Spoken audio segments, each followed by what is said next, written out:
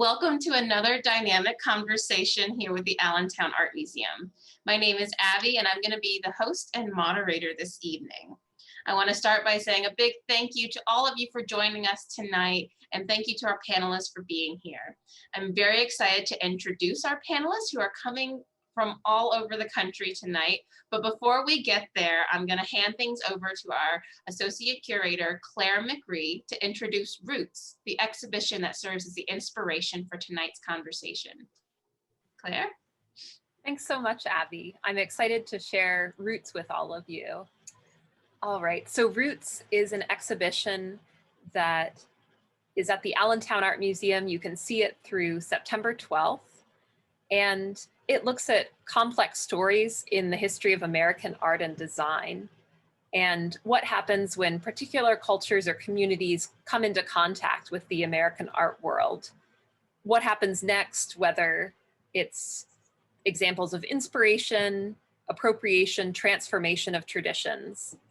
And this exhibition is funded through the Art Bridges Initiative in partnership with the Philadelphia Museum of Art.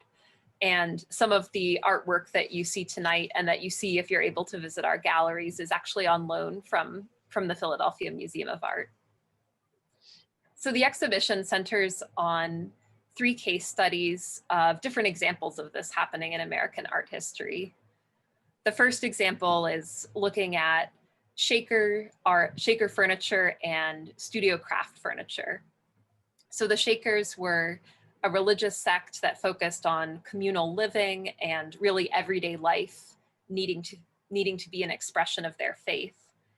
And so during the 1800s, they began to make their own furniture, focusing on qualities that were morally good and important to them, such as simplicity and practicality, sturdy quality construction, lightweight and easy to move around so they could transform their spaces.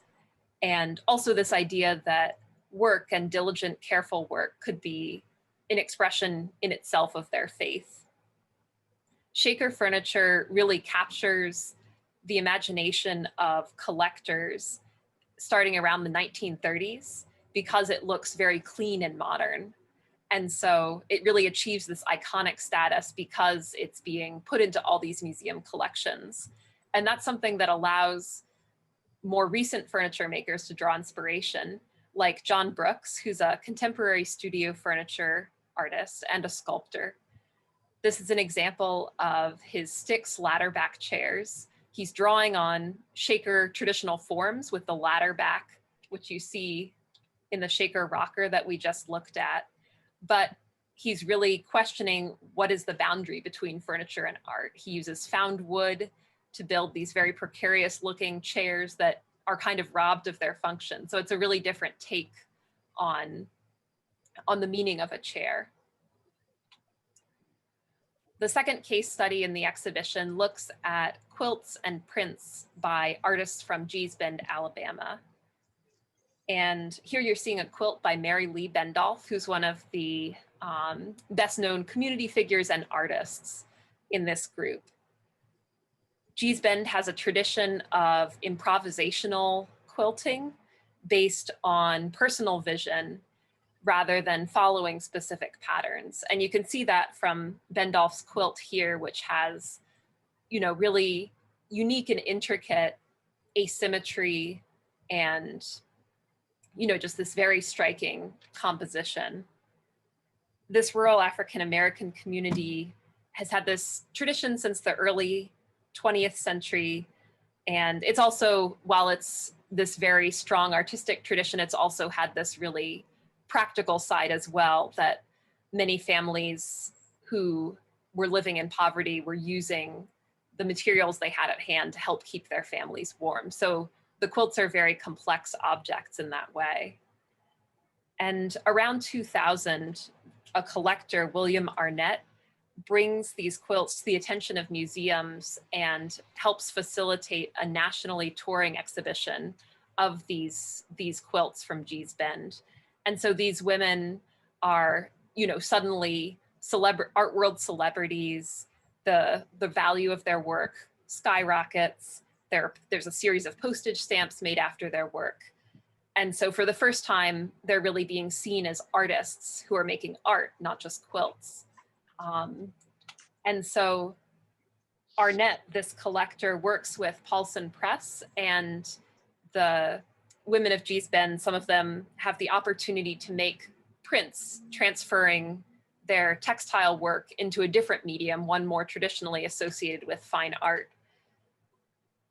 And so this grouping really raises a lot of interesting questions about who gets to call themselves an artist, between art and craft, and all of the different factors, racial, gender stereotypes that play into accessing the art world in this way.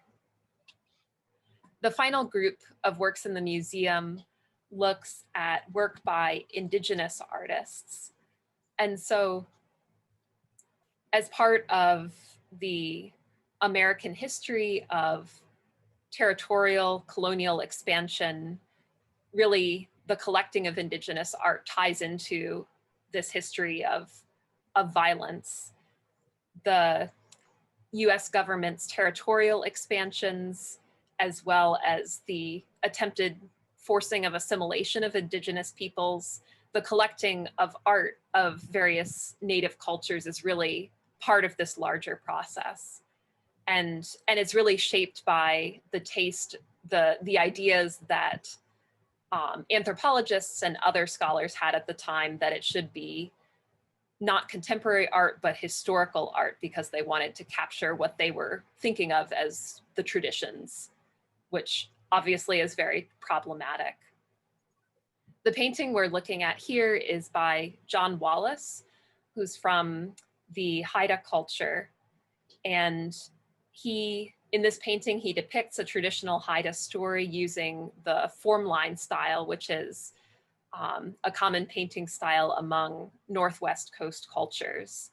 And this painting relates to the tradition of carving memorial poles, for which Wallace is best known, also painted house panels in traditional Haida homes. But in this case, Wallace has taken this traditional art form and made it into something that can be marketed to a white audience in terms of the medium as well as the scale for display on an easel. And finally, the pairing with this one is a painting by William Barnett, A Landscape of Provincetown, Massachusetts. Barnett was an Anglo-American artist, and he was really interested in creating this tension between form and ground. And he was part of a group that called themselves the Indian Space Painters in the 1940s and 50s. And their goal was to take the modern ideas of European Cubism, but make it more American by combining this with inspiration from Indigenous art traditions, especially those of the Northwest Coast. And so Barnett described Indian space painting as real American art. And he and the other artists that were part of this group really benefited from access to museum collections of Indigenous art in New York City. So all of these groupings within the exhibition show changing traditions, the resilience of different cultures, raise questions about boundaries between art and craft, and also, really raise questions about the line between inspiration and cultural appropriation. How do we manage the past and the problematic ways in which museums have collected and displayed materials from other cultures? So I'm really excited for the conversation tonight and to hear from all of our speakers. Great. Thank you so much, Claire. Really appreciate you introducing the exhibition for us. Now, without further ado, I'm going to introduce our wonderful slate of panelists. First up, we have artist Stephen Towns. Stephen Towns is a painter and fiber artist whose work explores how American history influences contemporary society. Towns received a Bachelor of Fine Arts in Painting from the University of South Carolina. His work has been exhibited locally and nationally including solo exhibitions at the Baltimore Museum of Art, Goucher College, Gallery Mertis, as well as group exhibitions at the Arlington Art Center, Montpellier Art Center, Star Spangled Banner Flag House and Museum. His work has been featured in publications such as the New York Times, American Craft Council magazine, and the Baltimore Sun. Towns was honored as the inaugural recipient of the 2016 Municipal Art Society of Baltimore Travel Prize and received a Greater Baltimore Cultural Alliance Ruby's Artist Grant in 2015. In 2018, Towns was a semifinalist for the Sondheim Artscape Prize and awarded a Maryland State Arts Council Individual Artist Award. A quote from the artist, "All of my work is rooted in my growing up in the Deep South. My work is a direct response to issues permeating African-American culture, issues such as loss of ancestral roots, slavery, class, education, skin tone, and religion. I want to celebrate beauty from the hardships in life." Thank you for joining us tonight, Stephen. Thank you. Up next, we have Joyce Begay-Foss. Joyce Begay-Foss in 2019 was the Director of Education at the Museum of Indian Arts and Culture in Santa Fe, New Mexico. She received the 2019 Award of Excellence in National History Leadership. The American Association for State and Local History honored the museum with this award for her Lifeways exhibition, which explored the lives of regional Apache tribes bound by the Athabascan language. She also curated the museum's highly regarded Spider Woman's Gift Navajo Weaving Traditions exhibition of weavings from the 1850s through the 1890s and contributed to the exhibition catalog. She recently retired from the museum operated by the New Mexico Department of Cultural Affairs, which preserves and interprets historic and contemporary collections and information about New Mexico's native peoples. As a Diné weaver for over 40 years, she has won numerous awards at the Santa Fe Indian Market, the 8 Northern Pueblos Art and Craft Show, and the San Felipe Arts and Craft Show. She draws on this expertise as a writer, instructor, curator, and lecturer on traditional native textiles and dyeing techniques. Thanks for being with us tonight, Joyce. Finally, we have Carol Heppe. The Kutztown Folk Festival has been going on for over 70 years. The festival was originated to embrace the Pennsylvania Dutch culture and has maintained that mission each and every summer since 1950. Of course, there was a slight blip in the festival adventure due to COVID-19, but they have pressed forward. Carol has run the Quilt Barn at the festival for the past 12 years. She started quilting about 30 years ago when her youngest left for college, then fell in love with textiles and the art form. In 1996, she participated as a vendor at the Kutztown Folk Festival, selling her framed miniature quilts. She fell in love with the festival and the mission to celebrate Pennsylvania Dutch culture and has been with them ever since.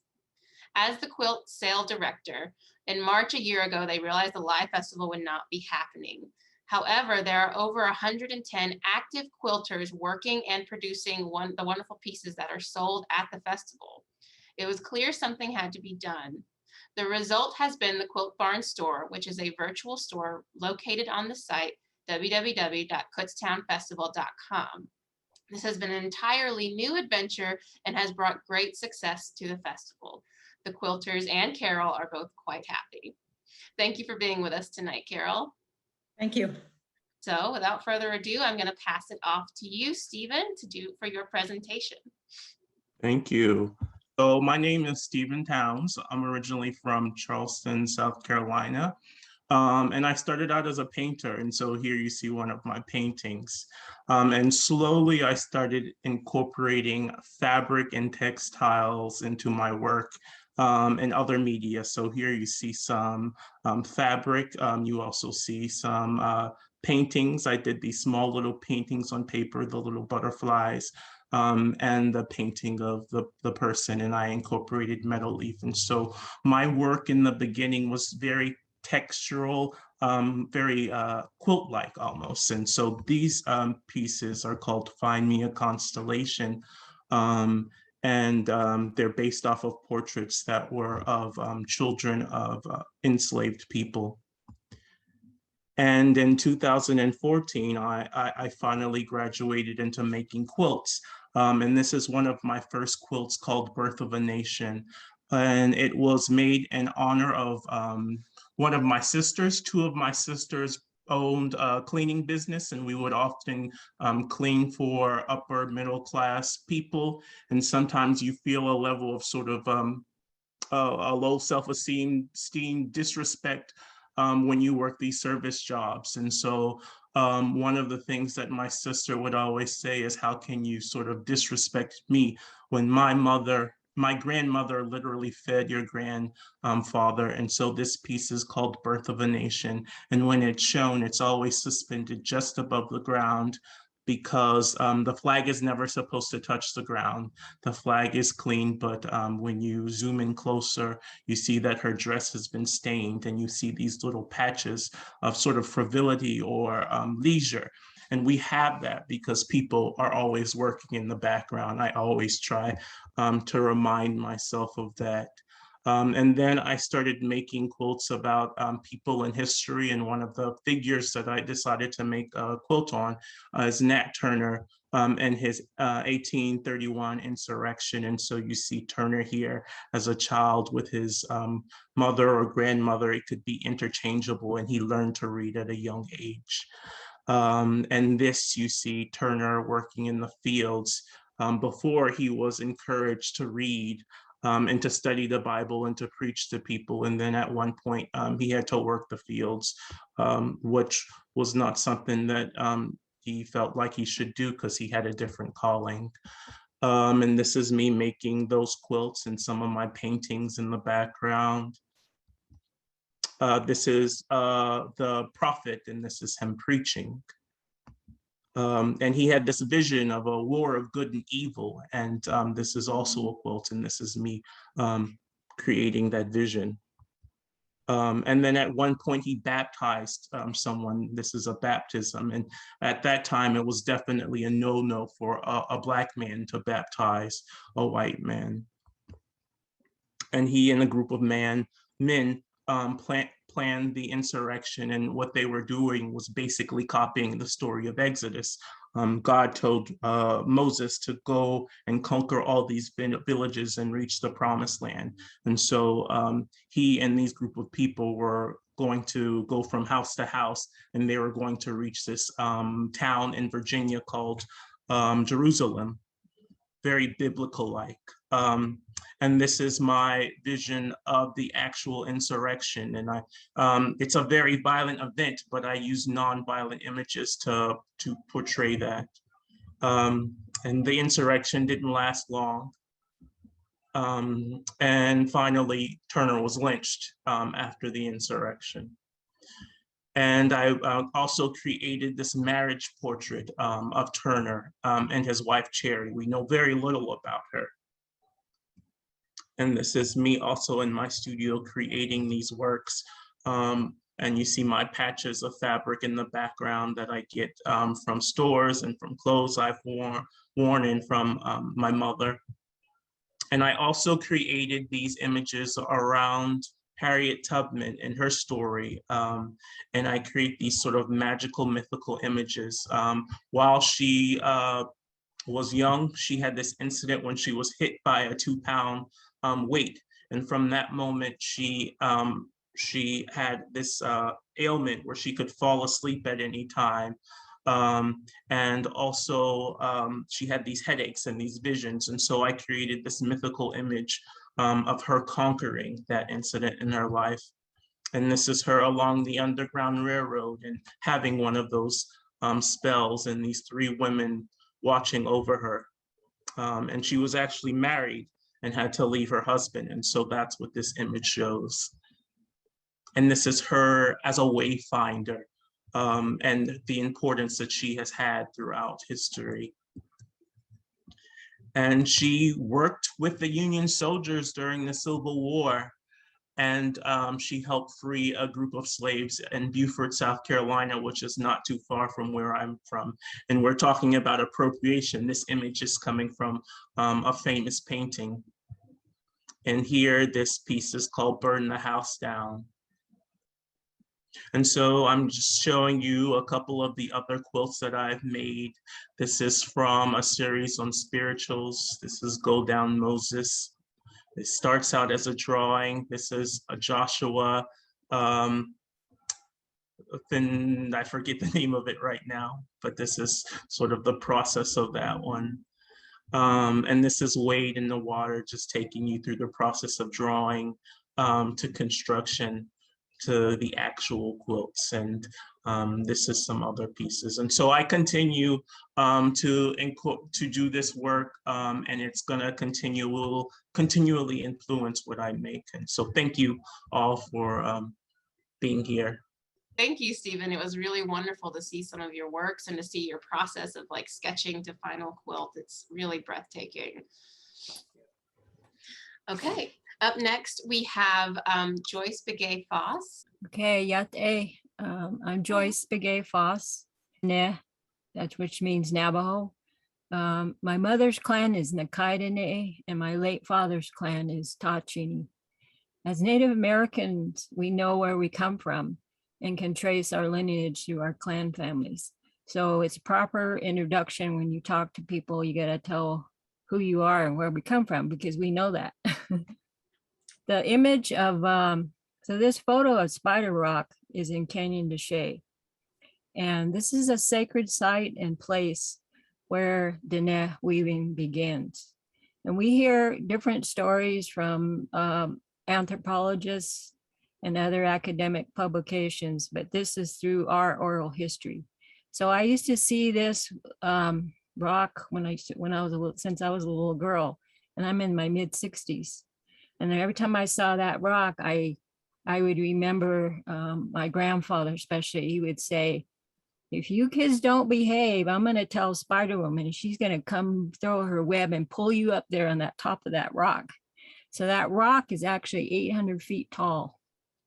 And it's pretty powerful. And there's a lot of things I could tell you, but we'll just move on. But I just wanted to show you where my beginnings are with the weaving. And this is very prominent within our culture. So I've been weaving over 60 years. I've won numerous awards, which was mentioned earlier. So looking at the historic landmarks and natural landscapes on the reservation has influenced me in my weavings. I grew up during the summers on the reservation around sheep, goats, and horses. My family lived I don't think it's quite, I mentioned one time to my friends, I said, my grandma lives in a hogan. They said, what's a hogan? I said, it's an 8-sided, like a log cabin kind of style. And I said, she has a dirt floor. And the first thing they say is like, oh, you have a dirt floor? Your family must be poor. So I said, okay, whatever. But no, I never thought that way. That was a way of life out there. And even today, you know, we don't have running water and electricity. So there's a lot of issues, but we don't look at that way. So I learned the cultural aspects of weaving from my great aunts on my mother's side of the family. So as a matriarchal clan family, it's our responsibility to carry on the traditions of weaving and also to protect it. As mentioned earlier, I curated several exhibitions on Dene weaving, focusing on traditional early textiles and saddle blankets at the Museum of Indian Arts and Culture. I also have written several published chapters in Spider Woman's Gift and Navajo saddle blankets, textiles to ride in the American West. So as a Native person too, I think we need to write our own story. I'm tired of other people telling us what we should say. So that just want to make that comment. So this is a tufted fleece blanket I did. It's out of churro wool and has edge cordage. You can see that woven piece, it has coral, turquoise jet, and white shell beads. So those beads represent our sacred mountains. So when we weave, there's a reason why we weave what we weave. You know, every artist has their interpretation. But this was my take on an older style of a blanket. So that's the front, and it looks like a giant sheepskin, you know, when you look at it. So I weave it and then I wash it. So after I wash it, it sets the tufts, because if you don't wash it, it won't set, like almost like felting, and they won't come out. I had one lady, she said, oh, that's, I think it's like almost 6 feet long. I said, that's a very long sheep. There's no sheep 6 feet long. Anyway, so these type of blankets were used for saddle blankets, and they're for our horses. And then we used to actually use those as bedrolls. They weren't as nice as this one, but we used to use them as bedrolls. And then if you look at the older Navajo images of weavers weaving, you see them sitting on like a sheepskin. It could be a sheepskin, or it could be one of these woven tufted fleeces. Okay, and this is a banded natural dyed blanket, and it's again with churro wool. Oh, I forgot to mention why I say churro wool. Churro wool is the breed of sheep that the Spanish brought into the Southwest area around the late 1500s. So they were, you know, they helped us, the Navajos, but actually we were weaving before that.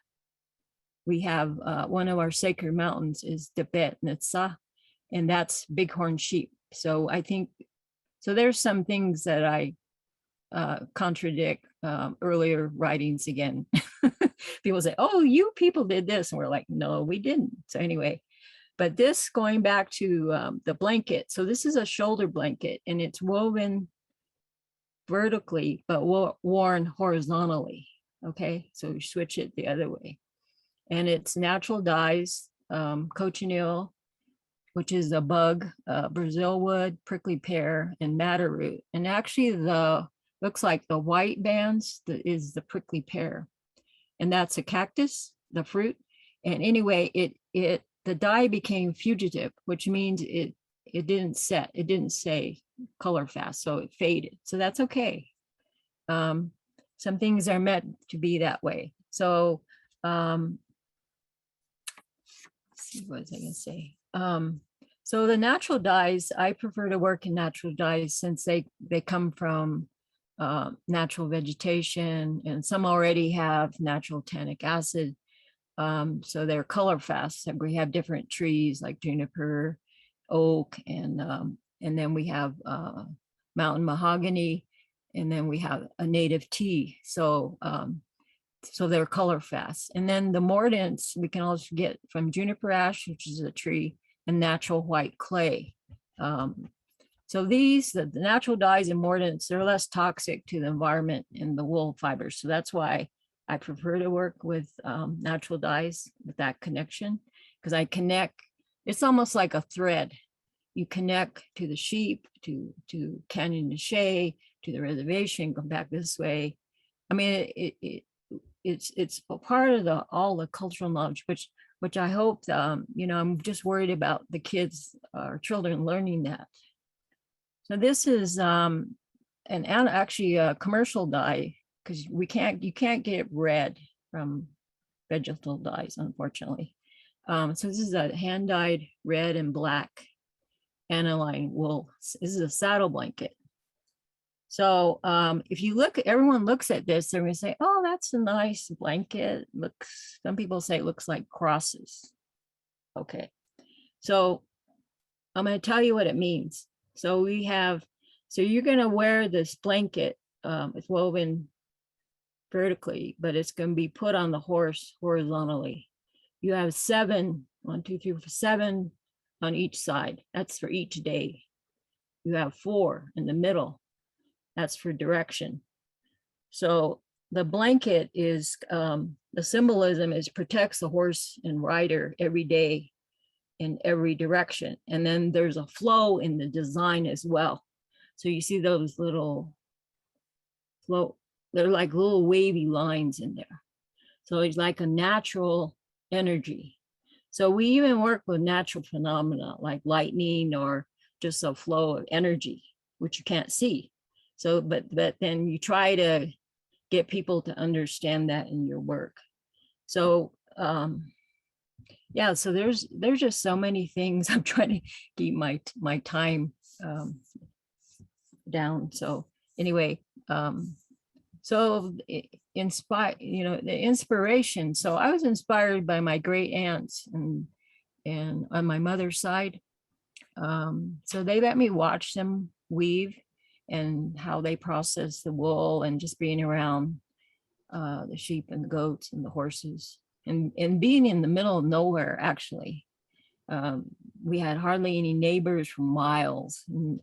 And so I learned a lot of things about tracking and gathering firewood. I mean, you could put me in the middle of nowhere, I think I could survive.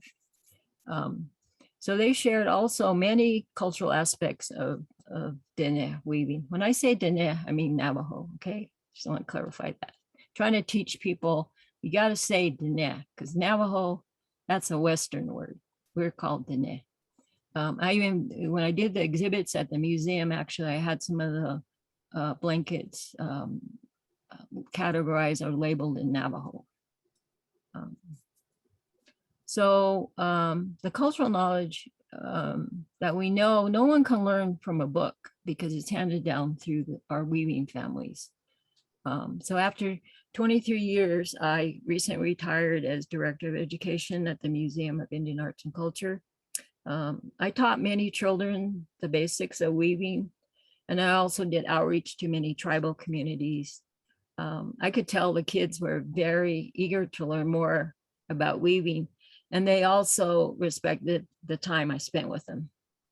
So with the pandemic, I'm worried about how our children are going to learn cultural values and weaving as well. And this goes for any art form. How are we going to help our kids? I think all of us need to help our children, because it's a difficult time for them. Mm-hmm. And then I'll just touch a little bit about cultural appropriation. So I'm currently the vice chair of the Indian Arts and Crafts Board, and I've worked to develop a brochure on how to buy authentic Navajo weavings. You can look at their website. It's www.doi.gov/IACB. So that Indian Arts and Crafts Board is an agency under the Department of Interior. So I've been very proactive nationally and even internationally in protecting Native American art, because I think it's very important to do that. The Dene have many traditional designs, which I feel have been inappropriately copied by the import market and other commercial designers. As weavers, we cannot copyright our traditional designs because it belongs to our people. So we cannot have sole ownership of those designs. It's a gift to us. So we can't do that. So I hope maybe at the tribal level, the tribe can help, but I don't know. Government, I don't want the government controlling us either. So there's been some discussion in recent years about weavers putting in some type of hallmark design in their weaving. So that way it could be some kind of identifying mark. But sometimes I think personally, I'm trying to think of a hallmark too, but it might be difficult. But those are just some things that have come up. And I just want to thank Abby and the Allentown Art Museum for inviting me, and our fellow panelists as well. And you guys have a good evening. Thank you. Thank you so much for sharing, Joyce. That was all so interesting and educational. I definitely learned a lot just in your short time. Thank you. And last but certainly not least, we have our local representative talking about a little bit about the PA Dutch traditions here in Pennsylvania. We have Carol Heppe. Hi, everyone. I work with the Kutztown Folk Festival, and I have been the director of their Quilt Barn for 12 years. We have a very large core of quilters who work year-round to create their work to put into the festival into the Quilt Barn. And I know that the Quilt Barn is very well known to a lot of people. It's a big draw at the festival. The festival is there to celebrate the Pennsylvania Dutch culture.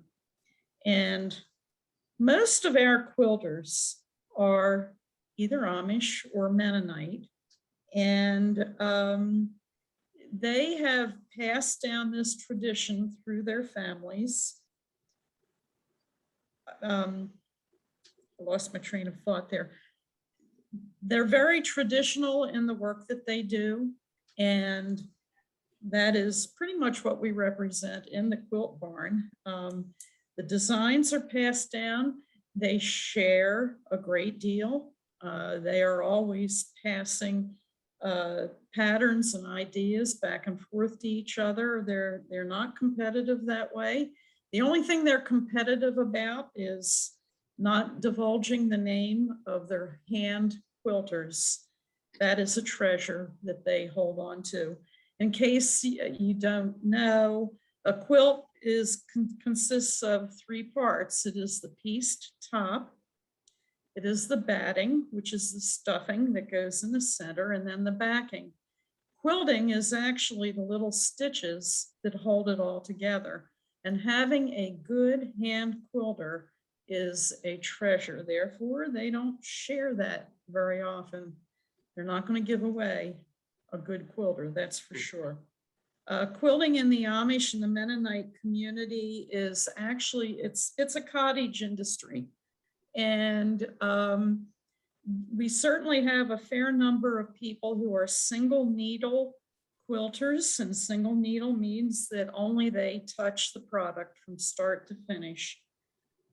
However, there is also a very large group of people who are directed by one maybe very talented and entrepreneurial leader who will come up with the pattern design she wants to use. She will come up with the fabric, all the colorations, and then she will have a group of people, perhaps some people who are very good piecers, others who are very good hand quilters, and even those who are good at putting the bindings, which is the covering over the raw edges of the quilt. And this is how very many of our folks earn their money. They call it their egg money or whatever. They earn a great deal this way. When the pandemic hit, that was somewhat devastating because by March of 2020, our quilters had pretty much all of their inventory was underway and due to be finished within the next couple of months in order to be ready for the festival in June. And we realized that we needed to do something, and at that time created our virtual store on our website, and it's the Quilt Barn store, and people from all over the country have come to us to purchase these quilts, and we have kept a lot of good quilters active and earning money, and that will continue on. We did not have a festival again this year because of the situation, but we are doing a fall fest, which will take place in mid-October. This is a photograph taken from a couple of years ago. This is the auction site at the festival. We judge for the top 24 quilts, and then they are auctioned off on the second Saturday of the festival. And this is just looking from the back of the main stage, and I think you'll see quite a number of prayer caps in there and straw caps and a lot of English people and a lot of money within their pockets that are buying quilts at the festival. And it's a very big attraction, a very big draw, and we do sell a lot.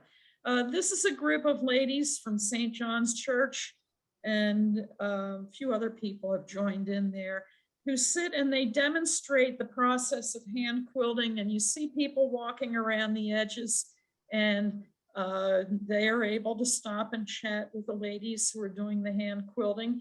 The piece that they're working on we put into the auction and we sell off. It's the 25th quilt in the auction, and that the proceeds from that go to the church. This is just a picture of the Quilt Racks. We have people who stand on ladders up in those racks, and if a person requests to see a quilt, they will pull it out and open it up and help the people make a decision, a buying decision, hopefully.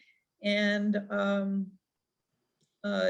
it's kind of an exciting thing. A few years ago, I was on the other end of the building and opened up a quilt for a young couple, and they couldn't make up their mind. I was up on the ladder, up on one of those higher spots. I love being up there. You can see everybody. And I opened the quilt with help of another person. Young couple couldn't make up their mind. They said, we need to walk and be back. And I saw a couple come from the other corner of the Quilt Barn, walk over and say, we want that quilt. And they bought it. So you snooze, you lose. This is one of the quilts that will be on exhibit at the Allentown Art Museum. I guess the opening is on Sunday, the 15th. This was made by an Amish lady up in near Erie, PA. And Ben and Anna are a team. Ben buys the fabric. Anna is the creative arm of that business. Her work is always original. She doesn't have access to fancy books and magazines and things. There's no electricity in her home. The pieced part of this was done on a treadle sewing machine. So all the trip around the world blocks that are framing the medallion, that was all done on a treadle sewing machine. She designed and wove that basket in the center and also designed the roses that are in the basket. And then she hand quilted it entirely herself. So this is a single needle quilt. And it is quite a treasure. I'm so proud of the work that they do. And Ben is her staunchest supporter. He just loves what his Anna does. Okay, this one is one that the lady who inspired this quilt, pulled this all together, is approaching her 90th birthday. She is a Mennonite lady who lives just outside of Kutztown. The center block that you see there is called the Bear's Paw. That first appeared in the late 1800s. And then the log cabin blocks that frame that are associated with Abraham Lincoln. However, I think there are people who will debate that. Of course, we knew Abraham Lincoln as the president who came from a log cabin. It sounds good. I don't know whether it's real or not, but she framed this bear's paw with the log cabin, and then of course put the stylized applique in there. So she has a piecer. She has her sister, Frances, does the applique, which is the flowers that you see. And then she has another group of Amish down in Lancaster County who do her hand quilting. And the border on this shows some really exceptional hand quilting design. It's a very nice piece. This one is made by an Amish woman. She happens to have a store on her farm, but she has brought many quilts to the Kutztown Folk Festival and has been a winner. All of them have been winners in our top 24. The center part of this is appliqued, and the applique work on that and across the pillow tuck is absolutely extraordinary. The finest applique work that I've ever seen. The scalloped border has a very narrow bead on the inside part of the border. And this is kind of a signature of this particular artist. And the quilting on this is extraordinary. You can see the texture in the quilting on this piece. This one is called Birds in Air, and this is a very old block. Let me see, I need to go to my notes on this one. Some of these blocks originated in the late 1800s, but Birds in the Air was first seen around the 1930s. And very often in the 1800s and even more so in the 1930s, a lot of the quilt designs that were originated in those times were published in places like the Farmers, the Ohio Farmer, Woman's Day. There were a number of publications where ladies could get these quilt patterns, quilt designs, and make these quilts. This one is very striking because it is, to me, very, very simple, very graphic in its design. It has that butterscotch background with the black, and the Birds in Air fabric is actually a black with a very tiny red design in it, and then framed with the red fabric, and then of course bordered with the black fabric. The lady who makes this is not Mennonite or Amish. She is English, and she is from up in the Erie area and is a huge mentor for the quilters that she brings. She brings quilts down to us from the Amish community up there, which is very conservative. None of the Amish up there have electricity or running water. They all work on treadle sewing machines, but Jean is English. She has a sewing machine, and actually this would have been hand quilted by an Amish person. All right, this blue and white, this is stunning. And if you can go into our website and pull this up, and then if you can pinch the screen and expand it, you'll be able to see the quilting better. In the upper left-hand side of this, I don't know whether my cursor does anything or not, you'll be able to see some of the texture in the quilting on that. This is a single needle piece. And the lady who makes this, she is a Mennonite lady from just west of Lancaster City in Pennsylvania. She takes very traditional designs. This one could be called churn dash, it could be called shoe fly, but it is a variation on that. And this pattern first appeared around the late 1800s, I guess. But Barbara has a way of taking a quilt and simplifying the design, in this case, making it a two-color quilt rather than a scrappy quilt. But what is most important with her artistry is her hand quilting, and she does all of the hand quilting herself. And she doesn't leave a 1/4 inch unquilted.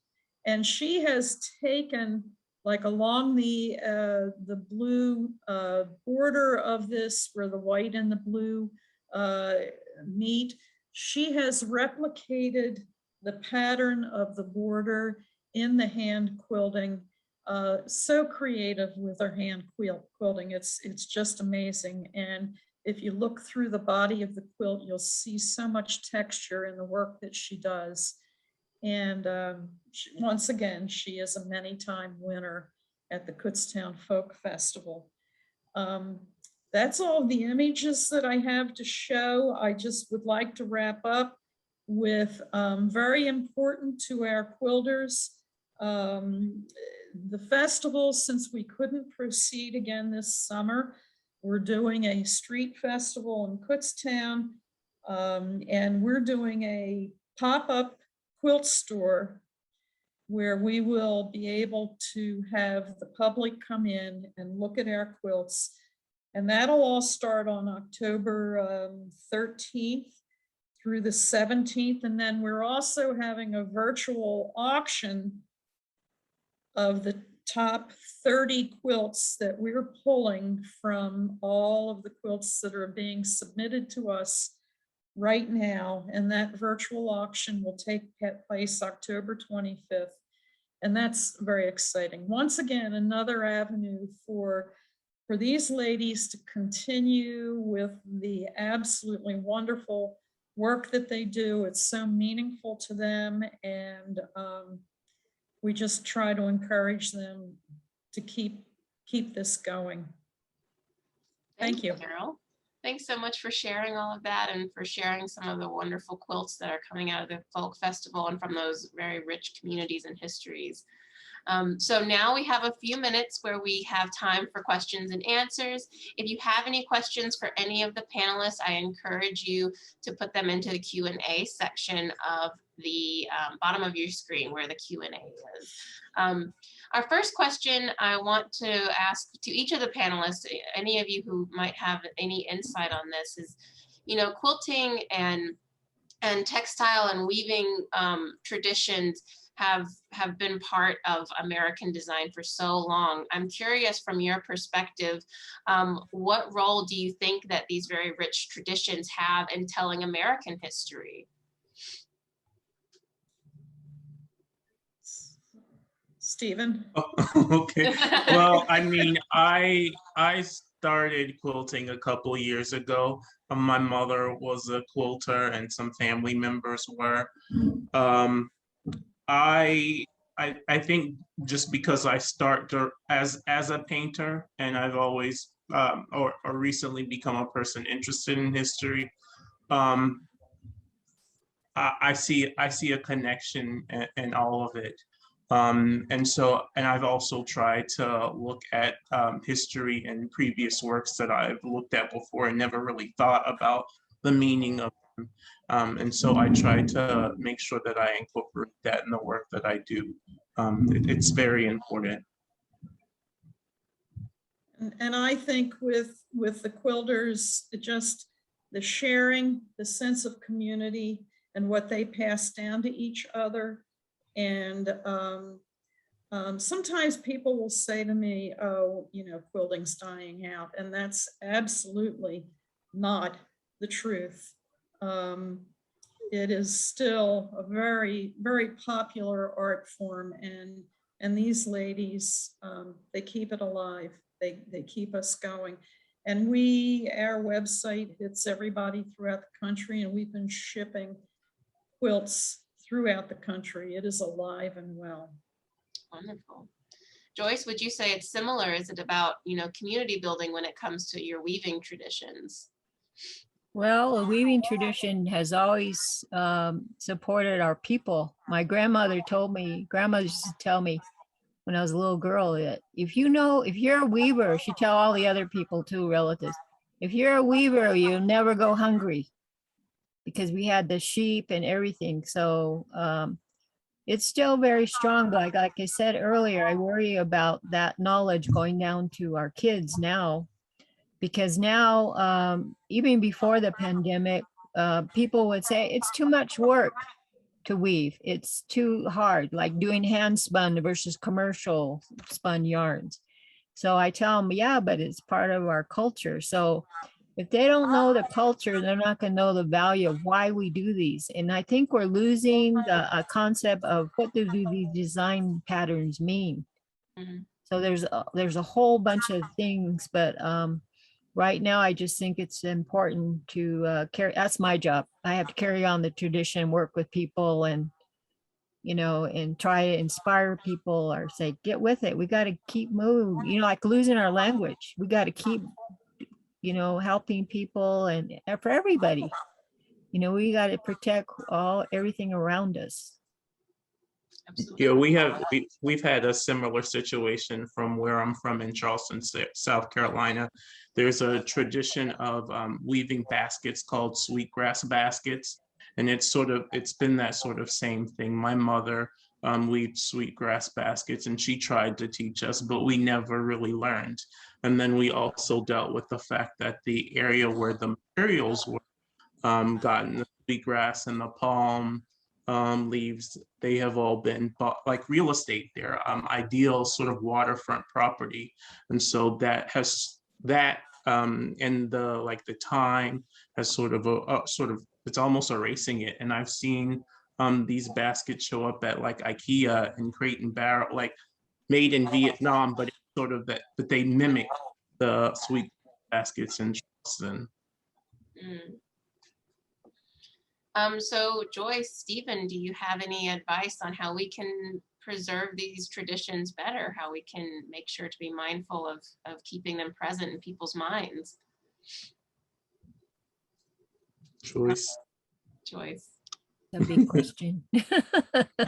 It's a lot to think of. I've been doing this, well, I just try to be an advocate for everybody, because but remind him, artists, like with the serving on the board, I remind artists is that you are this is craftsmanship.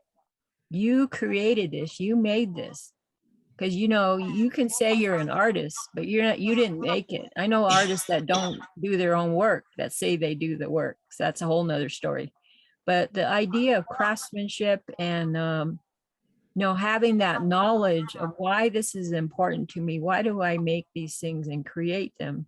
I think that really helps you as a person, mentally and physically. Mostly physically, psychologically, I meant. It really helps. I think it really helps me throughout life, knowing that I'm a weaver from my grandmothers. It's a discipline too. I forgot another thing. I think it's a discipline. It puts you in your place. You think, oh yeah, I can do that. And then you start having problems or whatever. But no, I think it's an important thing that we need to have more people involved in the arts. And then with our people though, too, we don't have a word for Navajo for art. It's part of what we call material culture. It's things that we create from our people. Okay. Yeah, I don't really know how to sort of save these things. It's like I've seen stuff die out, and I've seen the language from Charleston, the Geechee language, like it's all sort of dying out. And it's like what you have to cut. It's sort of hard to come to a sense that like maybe these things will pass, but you have to sort of record your time in now so that somebody in the future will know what has existed in your time period. Yeah, absolutely. So we have a question here that's actually from Claire. It says, as a practicing artist, how can I be inspired by other cultures without crossing the line into appropriation? Or how can I be mindful of consumer of goods such as fashion, but avoid products that appropriate other cultures? I have no idea. This is the question, is like, I don't know. Right now, I'm working on a project where I am examining the labor in the United States, and I am appropriating images. I'm finding old archival images, and I'm using those images to sort of create a new work. And for me, it's sort of, I'm developing a link, like when I'm doing it, it's like I'm talking to the person that's in the photograph, and I'm talking to the photographer and asking them sort of like, what do you want me to bring this work? And so like that has sort of been a challenge. And one of the interesting things that Joyce had said earlier was, as a Native person, she says, we know who we are and where we come from. And that's always a challenge as a Black American. It's like, I am an American, but I don't really know where I come from. And so like if I buy African fabrics, like I don't really know what those patterns mean. And so there is like this constant trying to figure out where I am and grasp sort of what thing that I own.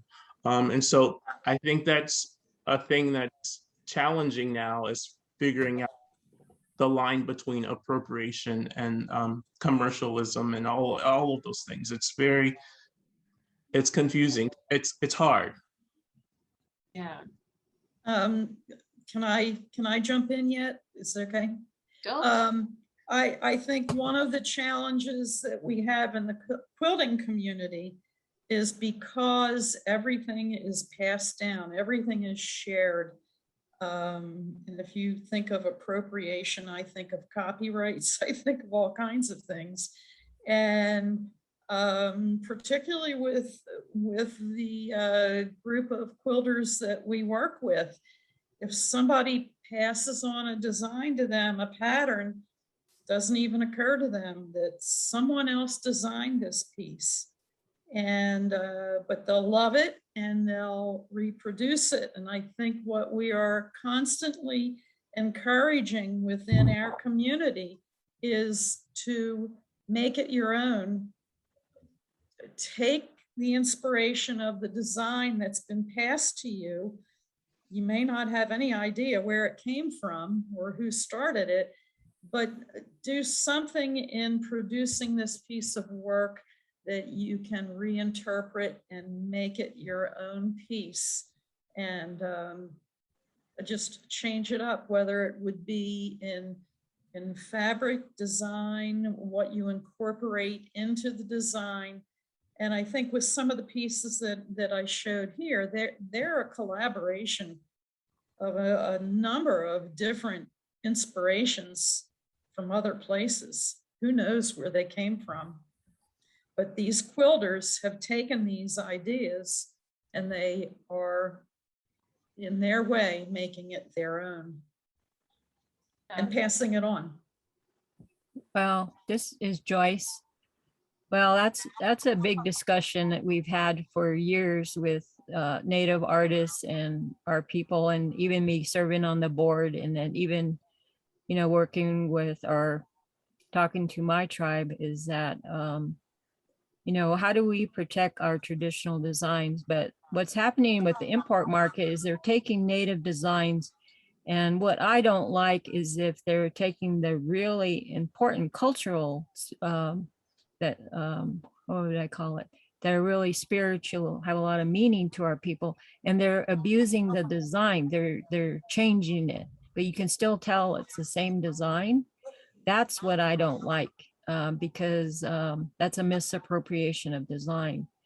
But if people just really need to do their homework, and they need to be careful too, because with images, but right now it's in public, they say it's in public domain. So there's all kinds of things you have to do your homework, and just do your research. Because even the commercial designers, they just take one element of a design and they say, oh, I can do this. But if you take Nike, that little swish mark, and put on anything, they can come after you. You see what I mean? So, you know, it's a very complicated issue. The thing is that, you know, just we come down to craftsmanship. I keep coming back to that. You made it, that's a copy, it's already copyrighted because you made it. So nobody can take that from you. You understand? I hope I'm clear. Yeah, yeah. Well, we're just after 7 o'clock here, but I do want to take one more second to let everyone put in a quick plug, because we did have a question, Joyce, for you.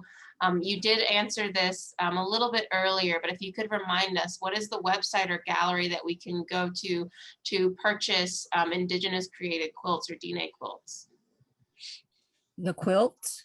Or quilt or weaving or anything like that. Where can we make sure that we're purchasing from the artists that are from your tribe? Oh, I don't know them offhand. There's probably a lot of, I think they could just probably Google the name. So going back to Native American art, you need to ask the artists what their tribal affiliation is when you buy any type of Indian art. Usually for jewelry, they have a hallmark. It'll say sterling silver. It'll have a mark on the jewelry. But again, with baskets, even quilts, rugs, they don't have a hallmark. They don't put any mark on there that says so-and-so made this. But if you write them and ask them, what tribe are you from? What tribe are you affiliated with? Shoshone, Crow, Navajo, Hopi, Pueblo, whatever. They have to tell you what tribe they're from. If they don't know, then they're not Native American. That's good to know. Okay, that's my advice. Thank you, Joyce. And Carol, where can we go to check out the quilts from the Kutztown Folk Festival? it would be kutztownfestival.com, and go onto the website and you'll see the Quilt Barn store, but also keep your eyes open for the activities that are coming up in the fall and for the auction, and visit us in Kutztown if you can. Mid-October starting, and the dates and everything will be published on the website. Great. And Stephen, where can we go to support you and your work? So I'm on Instagram. It's my name, Stephen Towns. And in January, I'll have an exhibition at Westmoreland Museum of Art, which is right there in Western PA, like 30, 40 minutes outside of Pittsburgh. Wonderful. Thank you so much. I want to Oh, thank. Abby, Yes. I can give people my email, Oh, yeah, that would be great. jbfoss@cybermesa.com, if they have any questions or whatever. Sure. I'm going to go ahead and put this into the chat so that everyone knows. If you're interested in connecting with Joyce, here is a way to get in touch with her. There we go. Yeah, I don't have a website because, again, I'm going back to design. I don't want to put my designs out there. Not unless, if I do a private, Right. like a private art show, then we'll talk. Just kidding. Well, thank you, Joyce. Thank you, Carol. Thank you, Stephen, so much for joining us tonight and sharing some of your experience, your knowledge, your expertise. That's really has been so wonderful seeing this breadth of experience and knowledge and these textile arts from all of these different perspectives. It was really wonderful. I'd also like to thank everyone who joined us in the audience tonight, and another big special thank you to the Art Bridges Foundation for their generous support for this program and for the Roots exhibition. If you haven't had a chance to see the exhibition yet, come and see it before it closes on September 12th. Also, don't forget, we have another exhibition opening this Sunday on August 15th called The Threads That We Share. If you didn't know, we've been hosting quilting circles at the museum and throughout the community this summer, and we are going to debut the community quilt this Sunday at 12 o'clock. And this exhibition will also have 5 quilts from the Kutztown Folk Festival, so you'll get to see some of that amazing craftsmanship that Carol was sharing with us earlier today.